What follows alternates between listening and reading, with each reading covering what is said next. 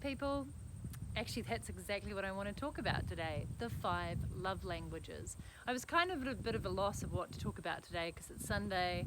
I've been pretty active, I'm now pretty chilled and gonna have a Sunday afternoon nap after this video, but I thought about what's one thing that I could share and pass on that's had a really fundamental effect on my life, and it's a book that I read probably 10 years ago called The 5 Love Languages by Gary Chapman.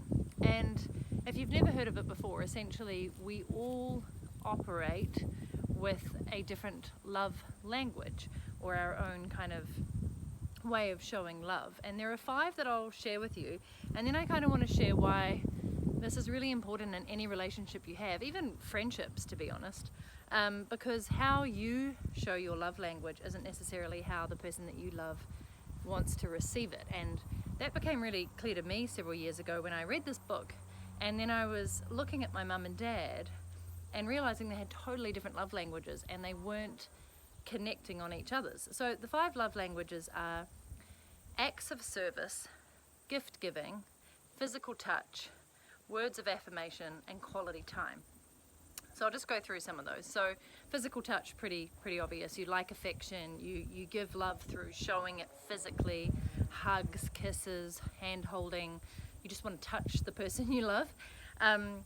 Quality time, that's actually one of my love languages, as is physical touch. So I am big time into having quality time with people. It's something I treasure most, and I'll come back to that. Gift giving, so you may be somebody who shows your love through giving gifts. The other one, words of affirmation, that usually means that you show your love by saying I love you, or you're amazing, or you mean everything to me, or whatever it may be. So that is typically how you like to show love and receive love.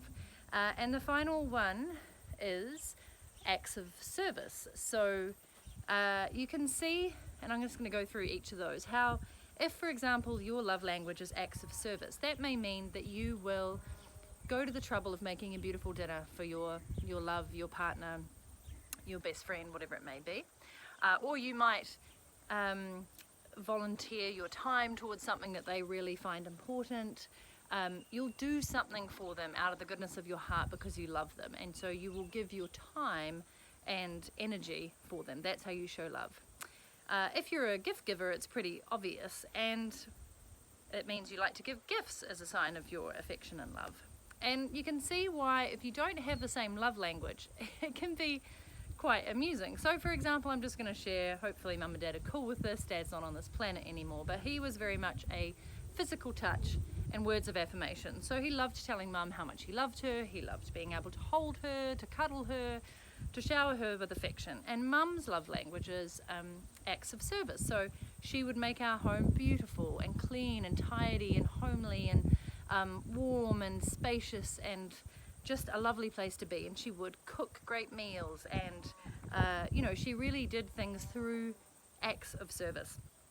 And it was funny because she didn't love receiving words of affirmation. She didn't actually love always hearing the things that dad wanted to tell her. And even though mum is a very physical person, it wasn't always her thing to be receiving attention in that way. And all dad ever wanted was to hear the words I love you and those things, and have more of that physical affection. So they had very different love languages. And I remember after reading the book, sitting them both down on the couch in the living room and talking them through this, and maybe where if each of them turned up and shared a little bit more of their love language with the other person. So if dad did more acts of service for mum, like cleaned up the mess in the garage more often, she would really appreciate that, and she did. And if mum was a little more giving with her affection and would tell dad why she thought he was wonderful, that would really light him up.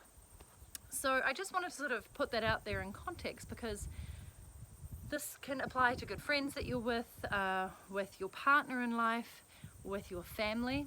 If they have different ways of showing love than you do, it's really important to actually kind of figure out what their love language is. You can read the book and you might be able to spot the signs. You could talk it through with them. You could say, how do you love to receive love?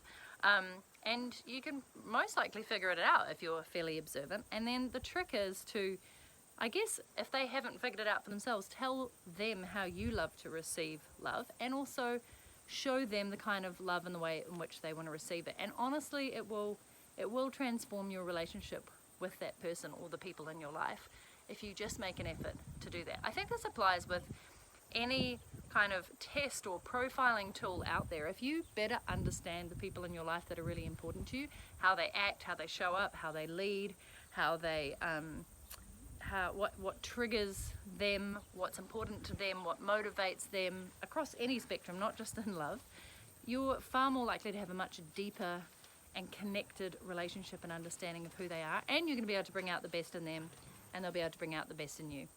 Just like these two sisters down there, Kayla and Angel, showing their love language for each other by playing around and fooling around in the creek. Hey, look at that love. Sounds terrible, but it's actually not. They're just having playtime.